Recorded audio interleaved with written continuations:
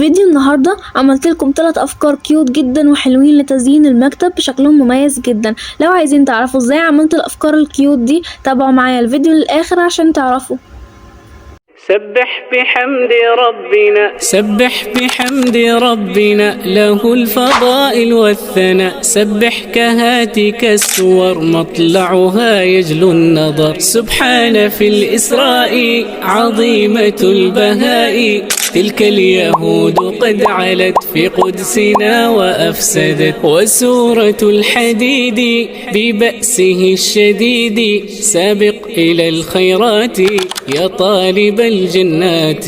حشر بني النضير موعظة البصير. أثنت على من ناصروا قوما إليهم هاجروا. والصف كالبنيان الراسخ الأركان. فيها المسيح بشر بأحمد وأخبرا. وبعدهن الجمعة نداؤها ما أروع. قبحا لقوم حملوا توراتهم فأهملوا. تغابن في الآخرة وكل نفس حائرة. وفتنة العباد في المال والأولاد. اقرأ هديت الأعلى يا سعده من صلى. محمد قد بشر ولليسير يسرا. 7 حسان سبحت إلهنا ونزهت. يا رب أجرا يهدى قارئها وسعدا. يا رب أجرا يهدى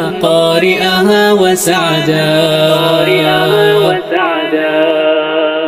سبح بحمد ربنا له الفضائل والثناء. سبح كهاتك السور مطلعها يجلو النظر. سبحان في الإسراء عظيمة البهاء. تلك اليهود قد علت في قدسنا وأفسدت. وسورة الحديد ببأسه الشديد. سابق إلى الخيرات يا طالب الجنات.